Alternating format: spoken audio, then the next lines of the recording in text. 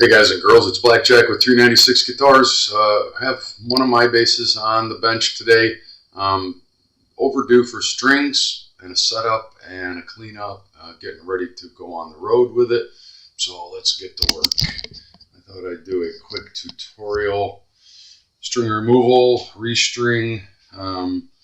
We don't need to do anything with the frets yet, but we're going to check the truss rod, we're going to check the pickup height, the string height, intonation, everything. So let's get to it. Pretty certain this guitar is stable. Let's see where we're at. Might need a minor adjustment.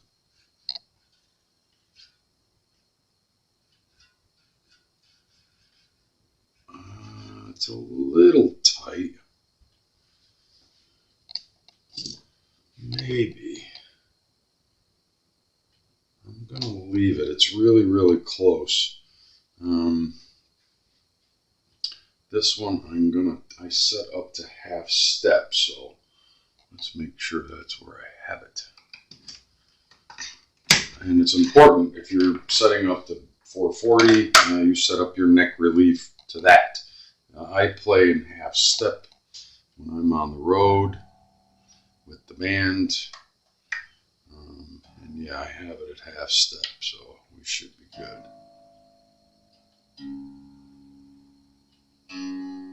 Yeah, she's all tuned up.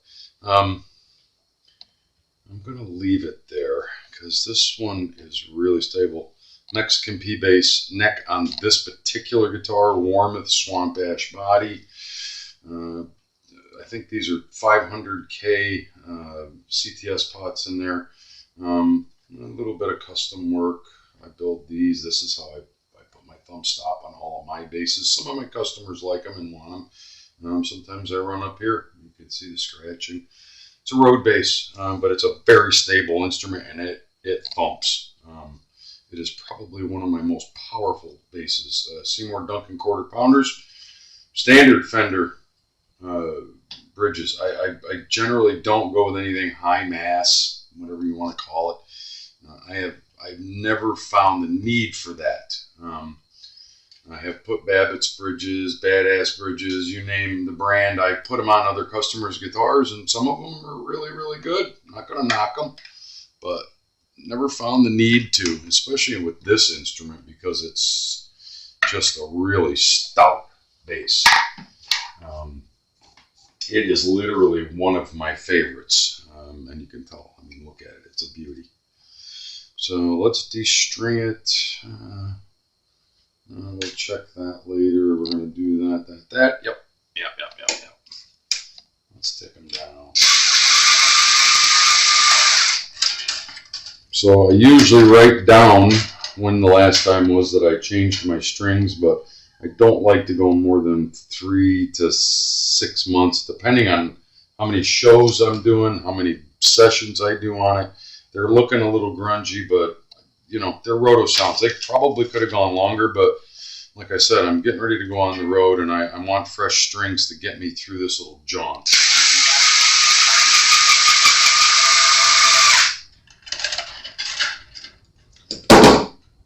Is that so tough? Why are you?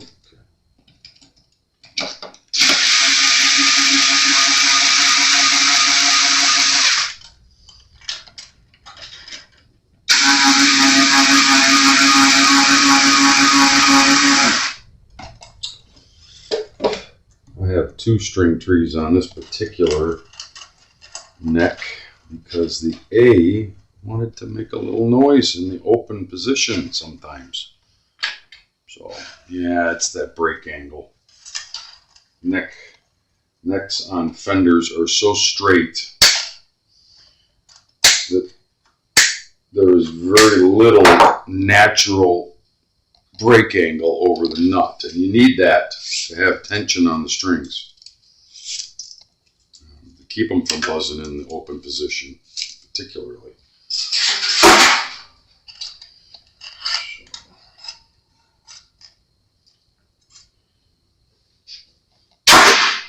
I used to change my strings with a different brand I went to these several years ago.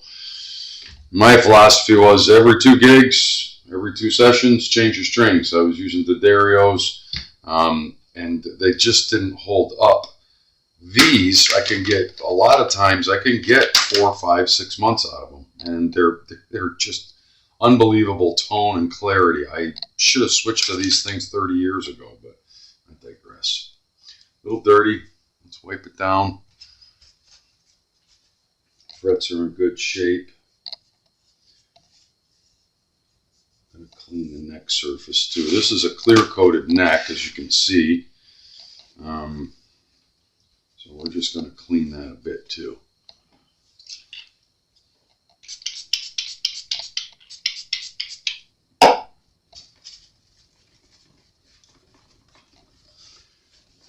My guitars sometimes do not get the same care and attention that everybody else's guitars get that I work on. I find myself doing everybody else's stuff and mine get overdue. Don't like it. That's why I'm doing this. I'm putting some work aside and getting mine done so that they're out of the way. And that way I know the next time I pick them up, they're going to be perfect. Perfect, I tell you. This one's showing some wear, but still, all in all, it looks like a relatively new guitar, and I've been banging away at this thing for many years. Some of this may not come out on video. This is how I clean them: horns, sides, front, back, and I do them all the same way. Some of them are dirtier than others. Mine is not that bad because I tend to keep it pretty clean.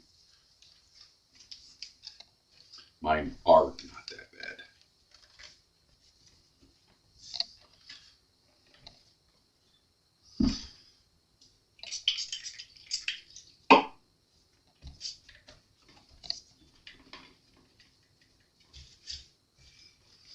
I've been toying with the idea of putting blacked out gear on this guitar, but I really don't want to take it apart and change it because it is such a workhorse and such a nice bass to play. It never lets me down, and it will literally rattle the fillings in your teeth. And when you get a good one, it's a good combo and everything works well together, you tend not to want to change it. One of those guys that changes my instruments every time the weather changes. I'm just going to, because it's clear coated. Yeah, sometimes you need to do the frets and sometimes you don't. But we're going to clean this as if it's a painted surface because it is clear coated. And there could be schmutz on there. Hey. I would have sneezed and gacked all over it, who knows? It's showing some signs of wear, but the frets are standing tall. A little bit of stuff here from the E string grinding into it, but hey, guitars are only new one time. One time and one time only. Once you play them, they're not new anymore. And a little bit of checking here and there, that's character. This one has very little. Warmouth products, I recommend them. Body is Warmouth, and let me tell you, they know what they're doing, and they're licensed by Fender. Everything's nice and clean. One thing I want to check that I always do.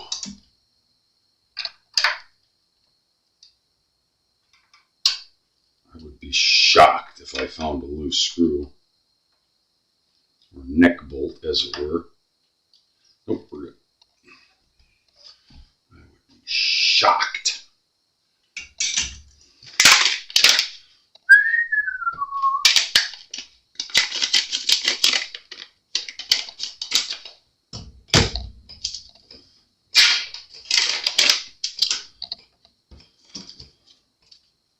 In every bag of strings. Except no substitutes. Actually, keep that. And I write on here the date that I changed them, and I keep them in a drawer. What is today's date?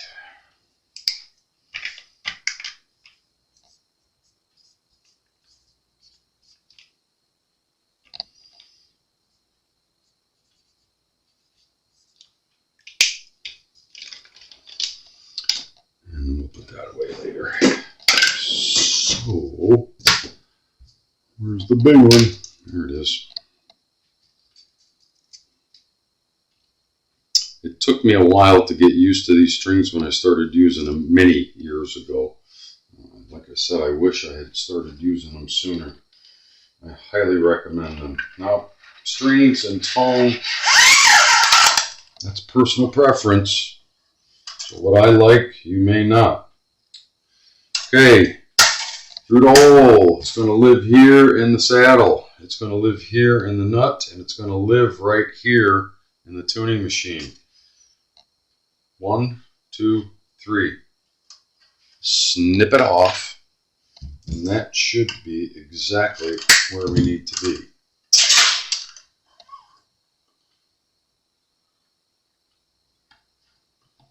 Get a good square pull on it.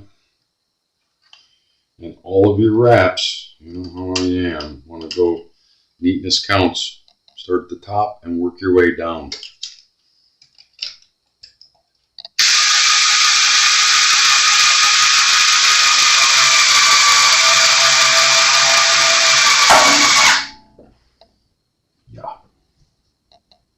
That's beautiful.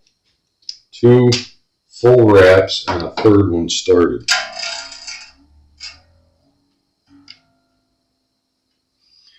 Just get some tension on it, move on to the next string. And in this case, it's the A. I'll do this one more time and show you. Through the bridge, over the saddle. It's going to live right here in the tuning machine. 1, 2, and then estimate 3. I like that. If you don't have enough wraps, especially on bass strings, you know, you're not going to, your tuning stability is going to be for shit.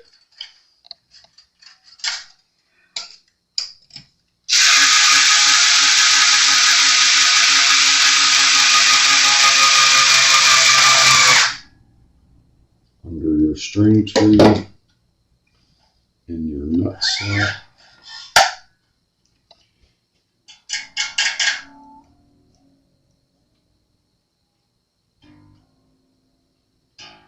Just get some tension on it. We don't know where the tuning is just yet. Check your wraps, check your neatness. Okay, so stand by while I do the other two. I'll be right back. Now, point of interest, once you get all your strings on, take note.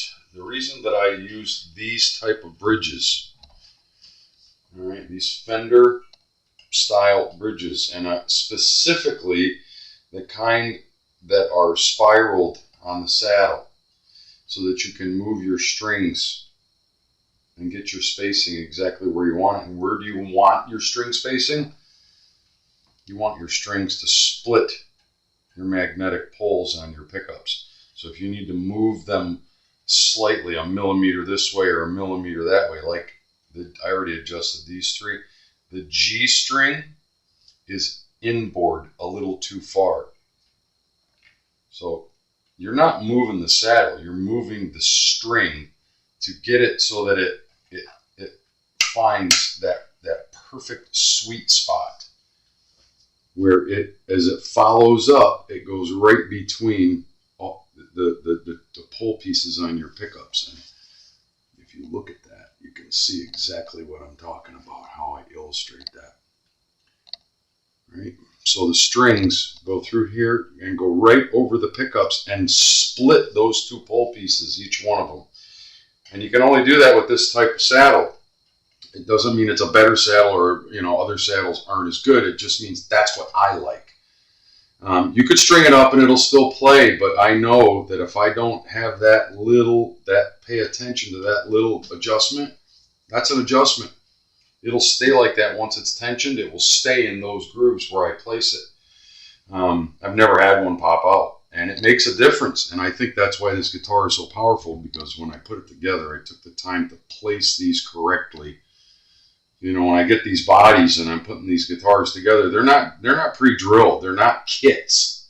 You have to decide. I mean, none of this is drilled in there.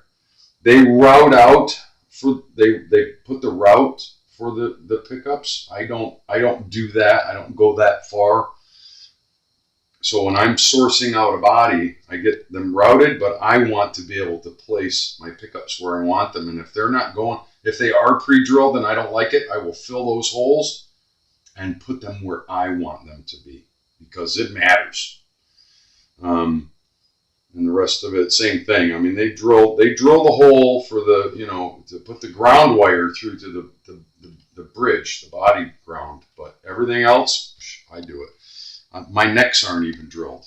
I space them, place them, and get them exactly where I want. So the neck angle is perfect, and string spacing all the way up from the nut all the way to the saddle is perfect. It's key. It is key. Absolutely 100%. So, sidetracked a little bit. Get tuned down to pitch, and on this particular one, it's E flat.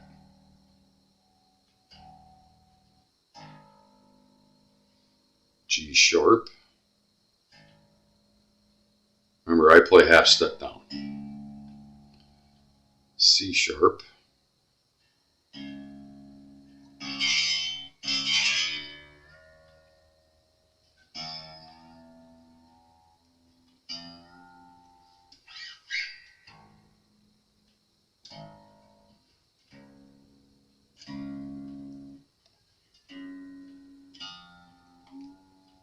F sharp. Forgot the last one. Jeez, how many years I've been doing this and I forgot the last one. Yeah, only human.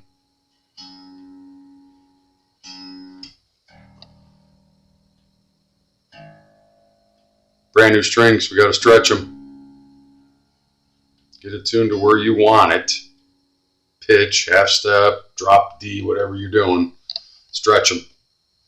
That will help pull them and seat them in there, and it will help seat them in there. Hold your thumb at the first note, the first fret, and just tug on it. You don't have to lift the guitar up, just enough.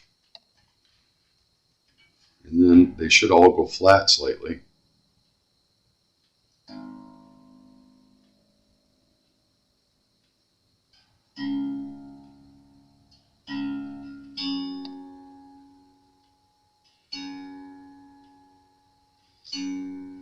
Okay.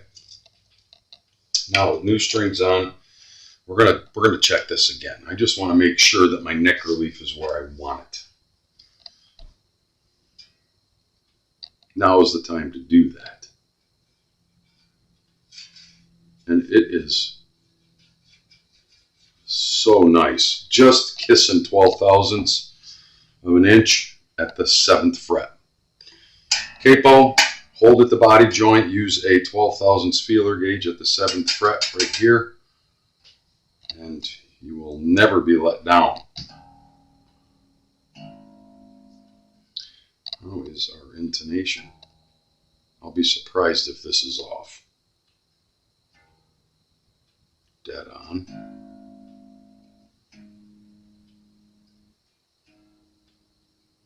Dead on.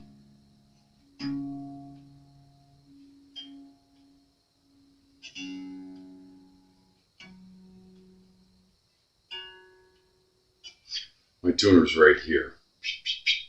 So, yeah, I knew that was going to be the same. And I will be surprised as well if my pickup height is not where it's supposed to be. These kind of measurements and adjustments should never change. Once you get your intonation set, And this is my guitar, so every time I string it, I check these things. Neck relief will change.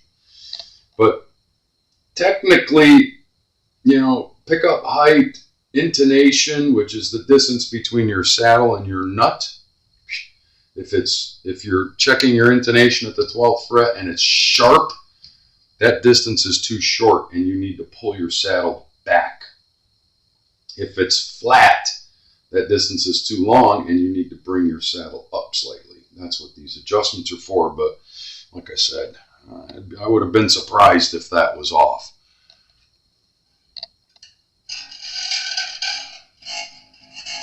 First fret.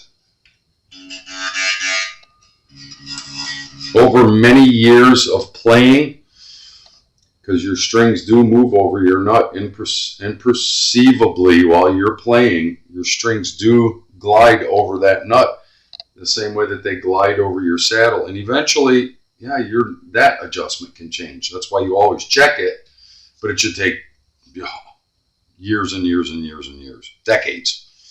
So that is that. Strung up, set up. We're going to play it slightly a little bit just to show you. Let me see, where am I going to plug this in? Stand by while I adjust things a little bit.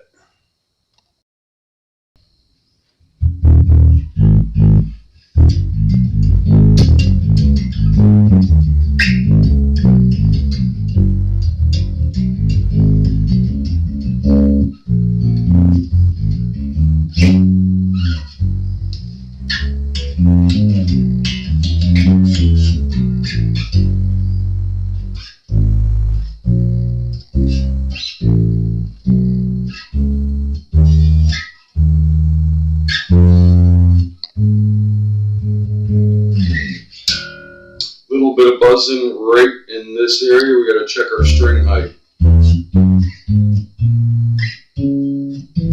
Minor.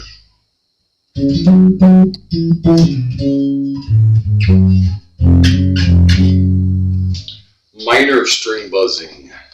Nothing to get in a twist over. Nothing to get in a twist over, but we're going to check our string height right now, right? It's possible that we need to move it. But again, like my intonation and all that stuff, I'll be surprised if it needs to be adjusted. But I could be wrong. I've been wrong before. Not very often. Usually I set them around on my E string about 5 to 6/64. It's right there. Everything else I want closer to 5/64. Yeah, we need to come down slightly. So you see,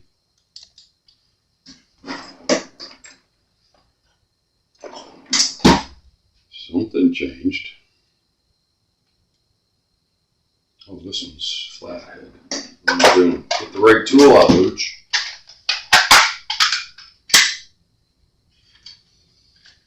Alright, let's check this again. On the low E, let me get a little bit better shot of this. On the low E, we are a little bit tall.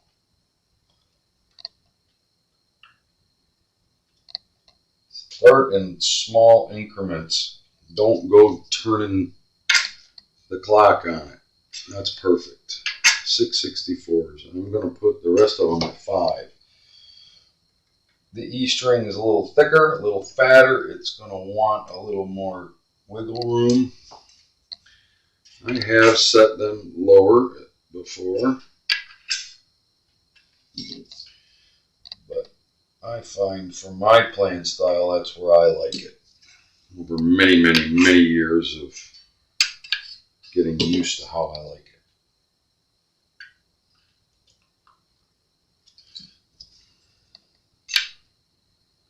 A little bit more. Now, this is where, when we lower our string action, where that extra little turn on the truss rod might come into play. And if we do that, we're going to have to adjust our string height. But I like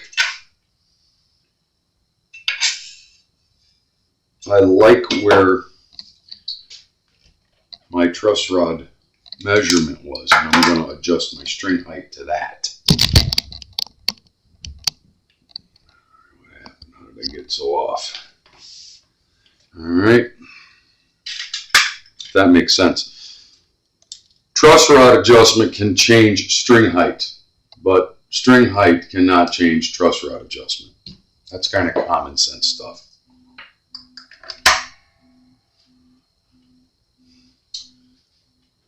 Somebody likes me, buzzing me over there. Thank God I put it on buzzer.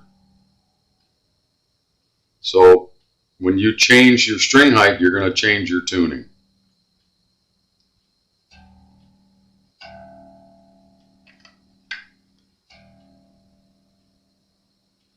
Because you're either putting more or less tension on the string depending on if you're going up or down with your saddle. So get your tune back up to where you're playing, to your pitch, 440 or whatever. In this particular case, we're a half step down. Some people call that concert tuning. I never understood that. Maybe because so many lead singers don't like singing the lead at live in 440. I could never understand that, but I'm not a lead singer, although I do sing lead from time to time. All right, double check string height. We should be good there. All right. Always check your work. Yahtzee. We're dead on.